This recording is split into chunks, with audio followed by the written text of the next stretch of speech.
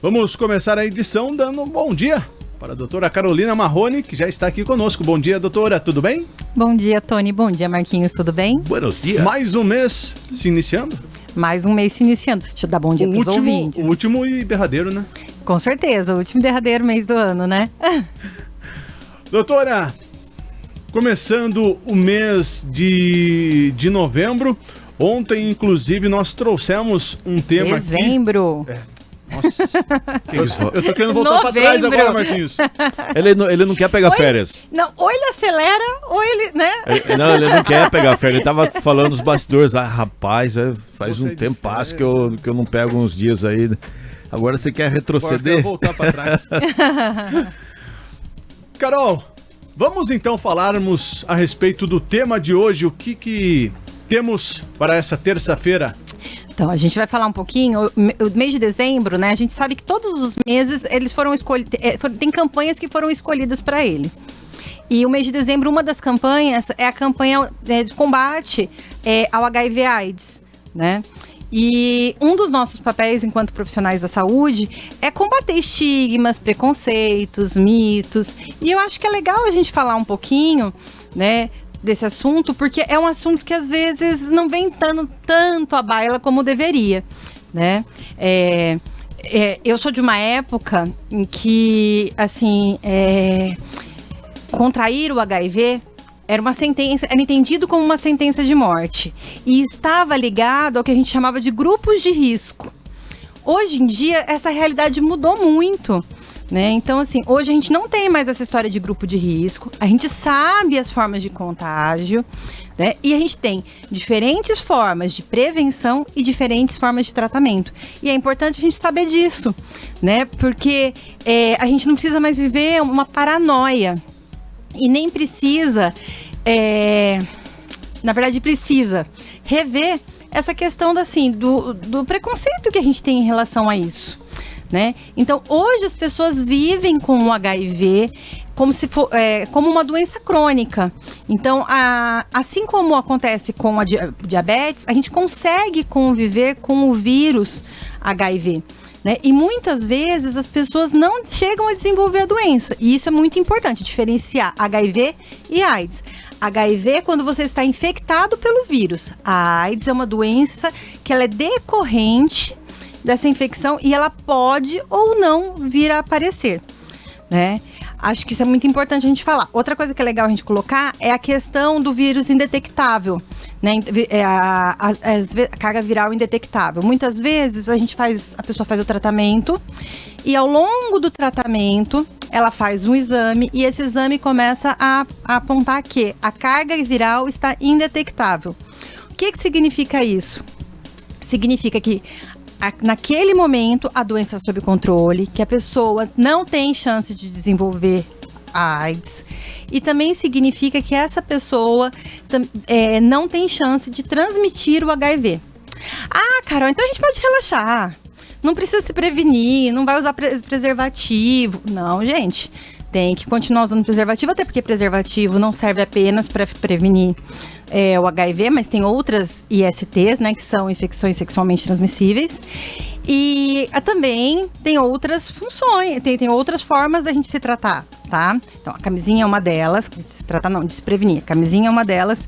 Tem os meios de profilaxia, que os postos de saúde oferecem e que é importante num caso de necessidade, fui exposto, tenho chance de ter sido exposto ao vírus, até 72 horas, tem tratamento, né, que é o PrEP, então é um tratamento de profilaxia pós-exposição, não, é o PEP, que é um tratamento de profilaxia pós-exposição, e tem o PrEP, que é o tratamento de profilaxia antes da exposição, pré-exposição, né, e é importante a gente saber disso, né, que hoje tem outras alternativas. O diagnóstico mudou muito também. Antes, para a gente fazer o diagnóstico, levava muito tempo para a gente saber o resultado. Hoje, tem exames que em 1 hora a gente fica sabendo o resultado. Tem exames que a gente pode tem o autoexame, que eu posso passar numa farmácia, comprar e fazer, né? Mas de qualquer forma, isso não significa que a gente pode banalizar o problema. É um problema de saúde, precisa ser cuidado. Tem havido um aumento no número de casos entre jovens, né? por conta do desconhecimento das formas de tratamento, de prevenção, né? Não é que as pessoas não saibam do uso do preservativo. O uso do preservativo, 95% dos brasileiros sabe que assim a gente acaba se prevenindo. Mas é que muitas vezes aparece algo tão distante que não vai acontecer com a gente e a gente acaba relaxando. Eu vou comparar com diabetes no sentido assim, as pessoas sabem o que tem que fazer para prevenir o diabetes. Elas sabem que tem que ter uma alimentação adequada, que tem formas de tomar cuidado. Tá? Gente, não estou comparando uma coisa com outra, porque as duas são doenças crônicas e as duas têm prevenção. Né? E no Brasil, o estigma e a discriminação, né, que muitos doentes podem sofrer com até mesmo medo de poder revelar, né, que é soro positivo, por exemplo, que é de sofrer uma certa represália. Você acha que isso é um problema de saúde? Ah, sim, as pessoas têm bastante receio, né, de se abrir, de falar, e isso acaba agravando a situação, inclusive adiando, muitas vezes, o diagnóstico. Né? Às vezes as pessoas não vão atrás. Não fala nem para dentro de casa, né? Para os familiares. Não às fala vezes. dentro de casa, Medo, né? Não aderem ao tratamento, né? Ou muitas vezes não buscam o diagnóstico por medo de saber o que esse diagnóstico, né? Que vem um diagnóstico positivo, esquecendo que hoje em dia tem formas de tratamento. Né? E antigamente a gente falava muito do coquetel. As pessoas têm que tomar um coquetel, porque era uma quantidade gigantesca de remédio que as pessoas precisavam tomar para dar conta. Né?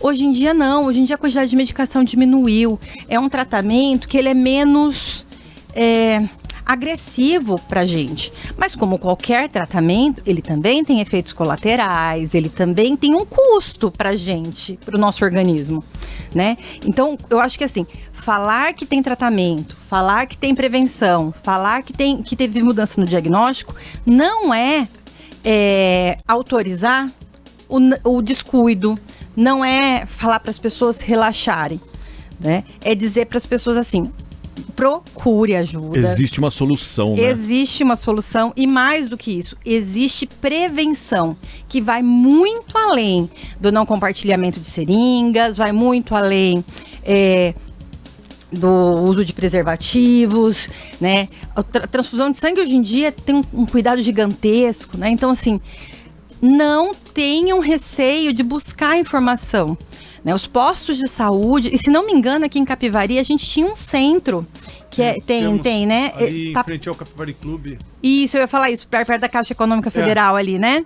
Então, que trabalha com isso diretamente. Então, busque ajuda, é gratuita, o acesso ao tratamento é gratuito. Muitas vezes a gente tem que brigar um pouquinho, tem um pouquinho de dificuldade, mas a maior parte das vezes, ele é tranquilo. E nesse caso também, Carol, podemos dizer assim, como o tratamento do câncer, que tem todo um respaldo, tem os medicamentos, no caso da pessoa que tem também o HIV ou o próprio vírus da AIDS, o SUS, ele fornece também um respaldo psicológico para esses pacientes? Sim. Deixa eu só fazer uma colocação. O HIV é o vírus. É o vírus. Quando você desenvolve a doença, você tem a AIDS, né? Você desenvolve a AIDS.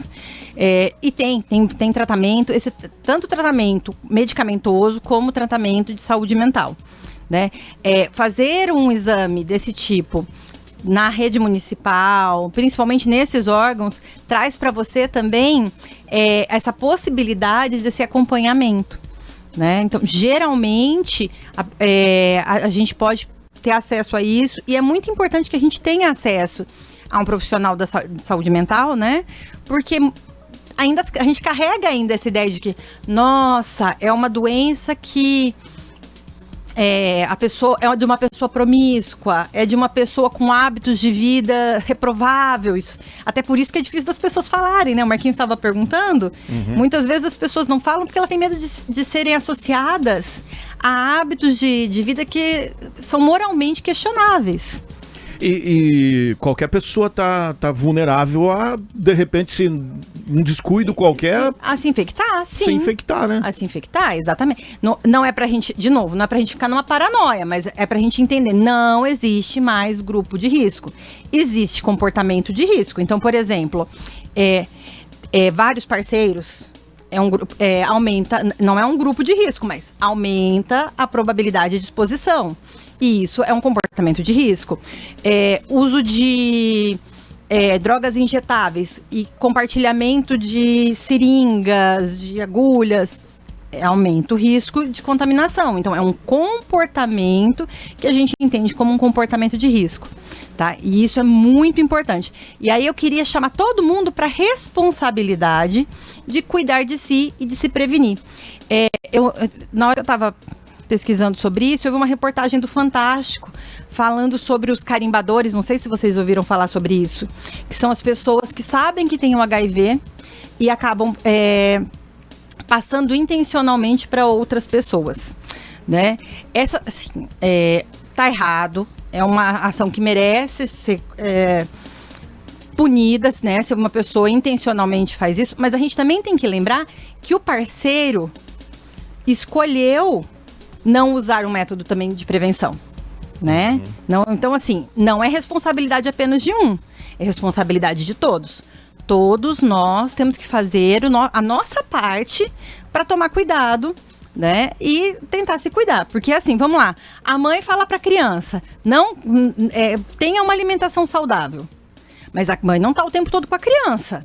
Então, se essa criança não seguir, não fizer atividade física, né? E ao longo da vida for crescer sedentária, com hábitos alimentares ruins, a gente não pode culpar essa mãe apenas. Né, porque a criança também tomou algumas decisões. Não sei se foi uma escolha muito feliz a que eu fiz, mas assim, a mesma coisa vale agora eu tô falando de adulto, perdão, gente. O adulto, ele também tem essa... mais até, né, porque ele tem uma capacidade maior de entender o que é certo e o que é errado. Né, o que é bom e o que é ruim. Então, ele tem esse discernimento. Se a gente dá para essas pessoas as ferramentas, o conhecimento, e essas pessoas não fazem uso, a gente não pode colocar responsabilidade só no outro. Né? Então, vamos chamar para a gente também essa responsabilidade e cobrar um pouco mais da sociedade um trabalho de orientação, da sociedade e das políticas públicas, principalmente, um trabalho de orientação, né? E de prevenção. E nas escolas, você tem acompanhado recentemente, se está havendo trabalho direcionado pelo fato até mesmo, né, da situação ter mudado, né, de uns anos para cá, né, tudo com relação ao que você acabou de falar, né, não é mais como antigamente. Antes a gente, pelo menos quando eu estudava, a gente tinha um certo direcionamento, né, relacionado a esse tipo de problema. E hoje continua da mesma forma? Hoje tem ainda tem, mas o que eu acho que aconteceu é que a gente perdeu um pouco a mão, a gente não dá tanta ênfase, e acho que você vai lembrar, né? Vocês vão lembrar da época de escola, era uma coisa que era falado de uma maneira tão distante, sabe? Que aquilo não parecia que fazia parte da vida da gente. E a gente vê que tem alguns profissionais que têm essa sensibilidade de falar e trazer isso para próximo das pessoas. E quando a gente está falando de adolescente, principalmente, isso é muito importante, né? Eu falar numa linguagem que ele se sinta tocado, né? E aí, falei de adolescente, bebidas e o uso de drogas acabam aumentando a probabilidade, né, de você se colocar em situações de risco. Quando eu falo situações de risco, eu tô falando de todos os tipos, porque você pode dirigir de maneira perigosa, você pode se relacionar sem os devidos cuidados, né? Então, fazer esse trabalho, tanto na escola como dentro da família, é fundamental. É isso. Carol, fechamos? Fechamos, gente. Desculpa se eu fiz alguma colocação que não foi muito feliz, viu? Mas a ideia era... trazer o tema, né? Exatamente. Trazer para próximo. Mostrar o livre-arbítrio que nós temos, e se você não souber também colocá-lo em uma posição confortável relacionado a você, você vai se ferrar na vida, né? Eu acho que é trazer a responsabilidade pra gente, de cuidar da gente, né? E de olhar, e de mudar a realidade, de desconstruir preconceitos, né? E de trabalhar essa questão da educação.